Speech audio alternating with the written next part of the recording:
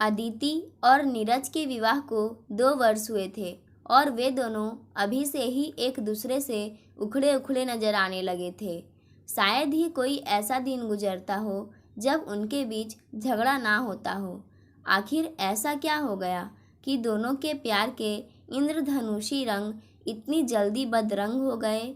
आज जब उसके घर आई हूँ तो ये सब देखकर मेरा मन विचलित हो जाता है। अदिति के घर मेरा अचानक चले आना महज एक इत्तेफाक था, क्योंकि उन दिनों मेरे पति पंकज कुछ अधिक व्यस्तता से घिरे हुए थे और मैं नन्हे आरव के साथ सारा दिन एक ढर्रे से बंधी रहती थी। तब पंकज ने ही अदिति के घर जाने का सुझाव मुझे दिया था। उनका कहना था कि जब तुम अदिति के घर जाना चाहोगी, मैं अपना काम जल्दी ही निपटा कर तुम्हें ले चलूँगा। पंकज के इस अप्रत्याशित सुझाव पर मैं प्रसन्न हो उठी। वैसे भी अदिति की छोटी सी गृहस्थी, उसका सुखी संसार देखने का लालसा मैं बहुत दिनों से मन में संजोए बैठी थी। विवाह के पश्चात हनीमून से लौटते हुए अदिति और नीरज 3-4 दिन के लिए मेरे पास रुके थे, किंतु वो दिन नव दंपत्ति के सैर सपाटे और घूमने फिरने में किस तरह हवा हो गए हैं पता नहीं चला। 2 वर्ष बाद आरव पैदा हो गया और मैं उसकी देखभाल में लग गई। उधर अदिति भी अपने घर, अस्पताल और मरीजों में व्यस्त हो गई। अक्सर हम दोनों बहनें फ़ोन पर एक दूसरे का हाल मालूम करती रहती थी। तब अदिति का एक ही आग्रह होता, दीदी किसी भी तरह कुछ दिनों के लिए कानपुर चली आओ। और अब यहाँ आने पर मेरा सारा उत्साह, सारी खुशी किसी रेत के घरौंदे के समान ढह गई। जब मैंने देखा कि नदी के एक किनारे पर अदिति और दूसरे पर नीरज खड़े थे और बीच में थी उफनती नदी। नीरज अपनी तरफ से यह दूरी पाटने का प्रयास भी करते तो अदिति छिटक कर दूर चली जाती। मुझे याद आता है वो दिन। डॉक्टर होते हुए भी अति संवेदनशील अदिति की आंखों में कैसा इंद्रधनुषी आकाश उतर आया था इस रिश्ते के पक्का होने पर। फिर ऐसा क्या हो गया जो इस आकाश पर बदरंग बादल छा गए। शायद ही कोई ऐसा दिन होता हो जब दोनों के बीच झगड़ा ना होता हो। ऐसे में मेरी स्थिति अत्यंत विकट होती। मेरे लिए चुप रहना असहनीय होता। सुबह दोनों के अस्पताल जाने के पश्चात मैं बहुत अकेलापन महसूस करती। घर के सभी कार्यों के लिए विमला और उसके पति थे, इसलिए मुझे करने लायक कुछ खास काम भी नहीं था। वैसे कहने को 2 वर्षीय आरव मेरे साथ था, जो अपनी तोतली बातों और शरारतों से मुझे उलझाए रखता था। फिर भी अदिति के उखड़े स्वभाव और घर में व्याप्त तनाव के कारण मन बहुत उदास रहता। ऐसे में पंकज बहुत याद आते। दोपहर में बहुत बेमन से मैंने आरव को खाना खिलाया और उसके सोने के पश्चात उपन्यास लेकर पढ़ने बैठ गई। तभी विमला ने आकर कहा, बहन जी, साहब व मेम साहब आ गए हैं, आपका भी खाना लगाऊं क्या? हाँ लगाओ, मैं भी आ रही हूँ। उपन्यास छोड़कर मैं फुर्ती से उठी। डाइनिंग टेबल पर खाना लग चुका था और अदिति व नीरज मेरी प्रतीक्षा कर रहे थे। आज शाम 7 बजे डॉक्टर देश पांडे के घर जाना है, आप दोनों तैयार रहिएगा।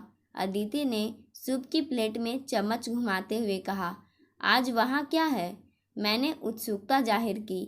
आज उनके विवाह की पहली वर्षगांठ है। भूल गई दीदी, उस दिन शाम को पति पत्नी हमें आमंत्रित कर गए थे। अदिति, तुम और दीदी उनके घर चले जाओ, मैं नहीं जा सकूँगा। नीरज ने अपनी असमर्थता व्यक्त की। क्यों? मेरी और अदिति की निगाहें नीरज की ओर उठ गई। आज रात को 6 नंबर की पेशेंट का ऑपरेशन है और यह चांस मुझे मिल रहा है।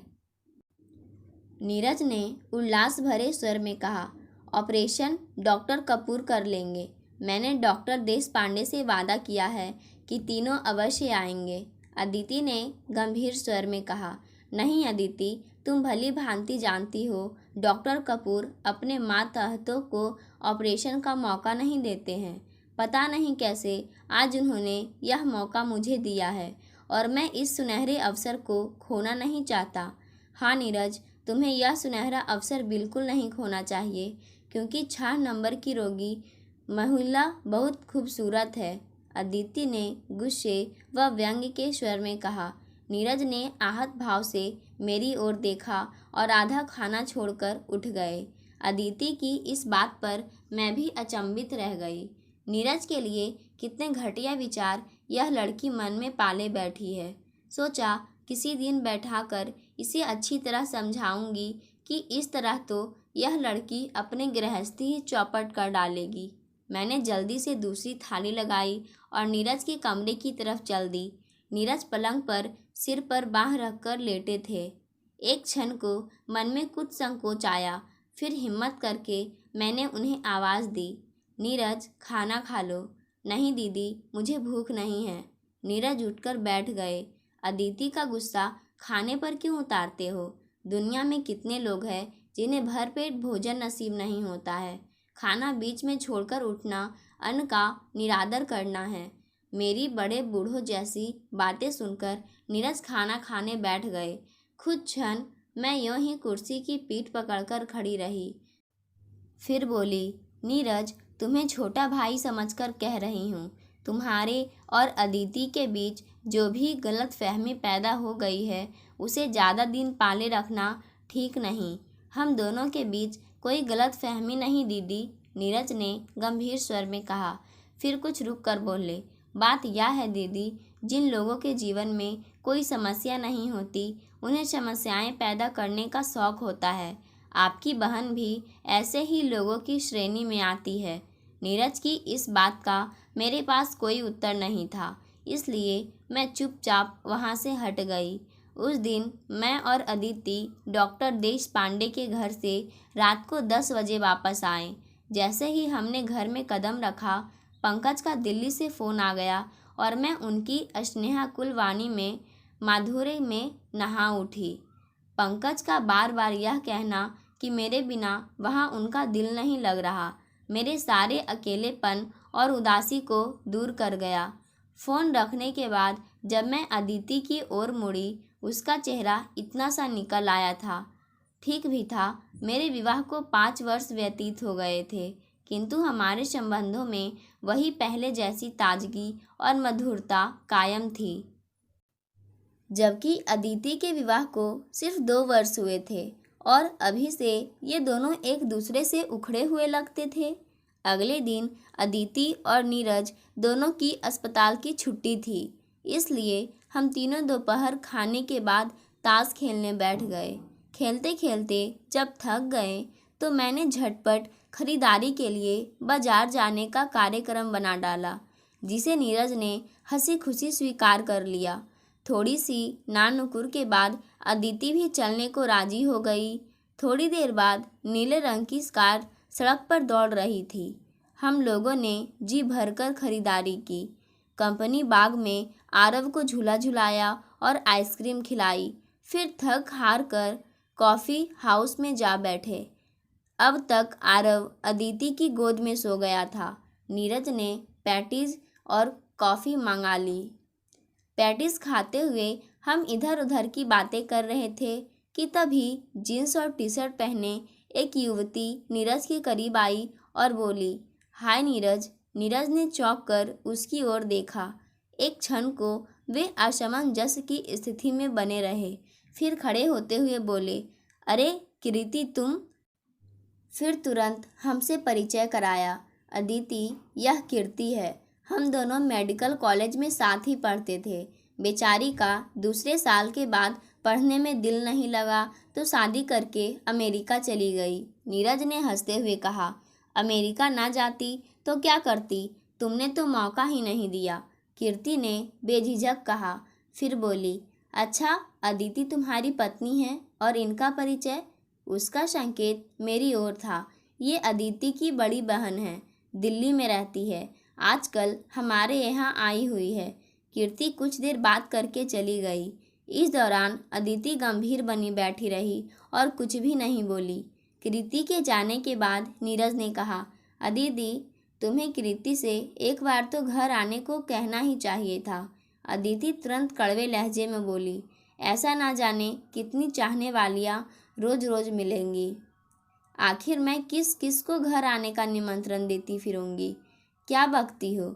गुस्से और अपमान भरी जलती निगाहों से नीरज कुछ क्षण अदिति को घूरते रहे, फिर मेज पर से कार की चाबियां उठाते हुए बोले, दीदी, मैं घर जा रहा हूँ, आप चलिएगा क्या।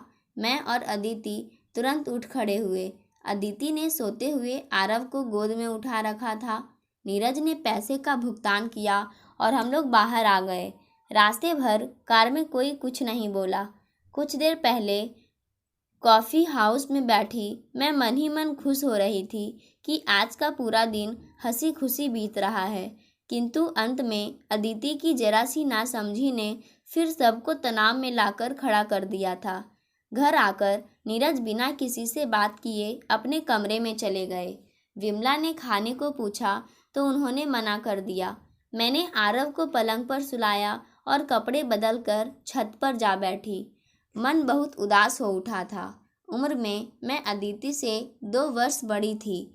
जिस वर्ष मैं इंटरमीडिएट में आई, माँ पिताजी दोनों की एक कार दुर्घटना में मृत्यु हो गई थी। अदिति उस समय 15 वर्ष की थी।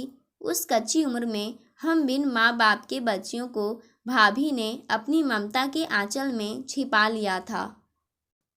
भैया भाभी का हाथ सिर पर होने के बावजूद मैं अदिति की ओर से कभी भी लापरवाह नहीं रही थी। इसलिए आज उसकी बिखरी गृहस्थी को देखकर मैं तड़प उठी थी और उन दोनों को नज़दीक लाने का उपाय ढूंढ रही थी। छत पर किसी कदमों की आहट सुनकर मैंने मुड़कर देखा। अदिति भी मेरी बगल में आकर बैठ गई थी। उसे देखकर मुझे कुछ देर पूर्व की घटना याद हो आई। प्रयत्न करने के बावजूद मैं अपने क्रोध को दबा नहीं पाई। क्या बात है अदिति, क्या अपनी गृहस्थी पूरी तरह चौपट करने का इरादा है? ऐसे व्यवहार से क्या तुम पति को वश में रख पाओगी? इतनी अवहेलना से तो भले से भला व्यक्ति भी हाथ से निकल जाएगा। मैं क्या करूं दीदी, मेरी कुछ समझ में नहीं आता। अदिति दोनों हाथों से अपना सिर पकड़कर बैठ गई। मैंने स्नेहपूर्वक उसकी पीठ पर हाथ रखा और कहा, अदिति मेरी बहन, पहले तुम अपनी दीदी से भी कभी कुछ नहीं छिपाती थी, फिर आज मैं क्या इतनी पराई हो गई जो तुम अपने मन की व्यथा मुझसे नहीं कह सकती? कैसे कहूँ दीदी, तुम भी दुखी हो जाओगी जब तुम्हें पता चलेगा कि नीरज के जीवन में पहले भी कोई लड़की आ चुकी है। तुम्हें कैसे पता चला? मैंने धैर्यपूर्वक पूछा। नीरज ने स्वयं मुझे बताया है। वे अपने कॉलेज की एक लड़की से प्रेम करते थे। दोनों ने जीवन भर साथ निभाने की कस्में खाई थी, किंतु वह लड़की धोखेबाज निकली। उसने किसी अमीर युवक से विवाह कर लिया। नीरज ने तो विवाह ना करने का फैसला कर लिया था, परंतु घर वालों का विवश करने पर इन्हें मुझसे विवाह करना पड़ा। अब तुम ही बताओ दीदी, इतना बड़ा धोखा खाने के बाद कोई कैसे खुश रह सकता है? नीरज ने तुम्हें कोई धोखा नहीं दिया। मैंने अदिति की बात का विरोध किया। उसने यह सब कुछ विवाह से पूर्व पंकज को बता दिया था। तब पंकज ने उसे समझाया था कि उसके जीवन का वह एक दुखद अध्याय था जो अब समाप्त हो चुका था। अब उसे एक नए जीवन की शुरुआत करनी चाहिए। साथ ही पंकज ने नीरज को यह आश्वासन भी दिया था कि अदिति के रूप में उसे मात्र एक पत्नी ही नहीं बल्कि एक प्रेयसी, एक अच्छी मित्र भी मिलेगी। परंतु मुझे अफसोस है अदिति कि नीरज को एक प्रेयसी, एक अच्छी मित्र तो क्या, एक अच्छी पत्नी भी ना मिली। दीदी, तुम भी मुझे ही दोषी ठहरा रही हो, अदिति ने आगे कहना चाहा, किंतु मैंने उसे बीच में ही रोक दिया। नीरज चाहते तो सब कुछ आसानी से छिपा सकते थे। आखिर उन्हें किसी को कुछ भी बताने की आवश्यकता ही क्या थी? यह तो उनकी महानता है जो उन्होंने हमें और तुम्हें सब कुछ बता दिया, किंतु बदले में क्या मिला? इतनी प्रताड़ना और तिरस्कार। बोलते बोलते मेरा स्वर कुछ तेज हो चला था। अदिति सिर झुकाए खामोश बैठी थी। शायद उसे कुछ कुछ अपनी गलती का एहसास हो रहा था। मैं भी उसके जीवन के इस कड़वे प्रसंग को आज ही समाप्त कर देना चाहती थी। इसलिए फिर बोली, अदिति, मुझे क्षमा करना। आज मैं तुम्हें तुम्हारे जीवन की एक घटना याद दिलाना चाहती हूँ। भैया के एक मित्र डॉक्टर अवस्थी हमारे घर आते थे। यह जानते हुए भी कि वे विवाहित है, तुम उनके मोह जाल में फंस गई थी। उस समय भाभी के ही बस की बात थी जो वे तुम्हें उस मोह जाल से मुक्त करा पाई थी, वरना भैया की तो रातों की नींद हराम हो गई थी। उस समय मैं नासमझ थी दीदी। अदिति अब बिल्कुल रुआंसी हो उठी थी। मानती हूँ तुम नासमझ थी, फिर भी एक गलत राह की ओर तुम्हारे कदम बढ़े थे। यह बात नीरज को पता चल जाए और वह तुम्हें लांछित करे तब। नीरज का प्रेम कोई भूल नहीं थी, जबकि तुमने अवश्य भूल की थी। अदिति, विवाह मात्र प्रणय बंधन ही नहीं, उसके आगे भी बहुत कुछ है। आपसी विश्वास और एक दूसरे को सहारा देने का पक्का भरोसा भी है। सच कहती हो दीदी। नीरज ने जब अपनी पिछली जिंदगी के पन्ने मेरे सम्मुख पलटे, मैं विवेक शून्य हो उठी और अपनी जिंदगी के सुनहरे पलों को व्यर्थ गवा दिया। अदिति की आंखों में पश्चाताप के आंसू थे। रो मत अदिति, मैं उसे धीरज बांधते हुए बोली। समय रहते अपनी भूल सुधार लो। नीरज और तुम कहीं बाहर घूमने चले जाओ और नए जीवन की शुरुआत करो। नीरज मान जाएंगे, उन्हें मनाना मेरा काम है। अगली सुबह अदिति ने चाय के साथ नीरज को जगाया तो वे हतप्रभ हो उठे। पिछले 2 वर्षों से यह कार्य विमला के जिम्मे था। कहीं मैं स्वप्न तो नहीं देख रहा? नीरज ने अपनी आंखें मलते हुए कहा। मुझे क्षमा कर दो नीरज, मैंने तुम्हें बहुत दुख पहुंचाया। अदिति नजरें नीचे किए हुए बोली। किस बात की क्षमा? नीरज ने अदिति के हाथ से चाय का कप ले लिया और उसे प्यार से अपने पास बैठा लिया। तभी मैंने कमरे में प्रवेश किया। मुझे आता देख अदिति बाहर चली गई। मैंने कहा, नीरज, शीघ्र चाय पी लो, आज तुम्हें बहुत से काम करने हैं। कौन से काम दीदी? सबसे पहले अपने और अदिति की लंबी छुट्टी मंजूर कराओ। छुट्टी? वह किस लिए? नीरज हैरानी से बोले। तुम और अदिति नैनीताल या कहीं भी घूमने जा रहे हो, अपने एक नए जीवन की शुरुआत करने के लिए। अदिति मान जाएगी क्या? नीरज शंकित होकर बोले। उसने तो जाने की तैयारियां भी शुरू कर दी है। नीरज ने एक क्षण मेरी ओर देखा, फिर अचानक उसने मेरे दोनों हाथ पकड़े और श्रद्धापूर्वक उन्हें माथे से लगा लिया और कहा, दीदी, यह नए जीवन का आपकी ही देन है। नीरज की बात सुनकर मैं भावुक हो उठी। मैंने उन्हें दूसरे कमरे में लगभग धक्का देते हुए कहा, अब तुम यह बड़ी बड़ी बातें छोड़ो, वहाँ तुम्हारी कोई प्रतीक्षा कर रहा है। नीरज दूसरे कमरे में चले गए। मैंने पर्दे की ओर से देखा। वे अदिति के कान में कुछ कह रहे थे और अदिति हंसते हुए उन्हें अंगूठा दिखा रही थी। मैंने सोचा, प्यार का सूरज धुंध के कारण कुछ समय के लिए आंखों में ओझल भले ही हो जाए, पर एकदम से खो नहीं सकता। धुंध के छटते ही सूरज अपनी पूरी आभ के साथ फिर चमकने लगता है। मैं मन ही मन खुश थी। मेरे कदम पंकज के बुलाने के लिए फ़ोन की ओर बढ़ गए। पाठकों, आज की कहानी यहीं समाप्त होती है। धन्यवाद।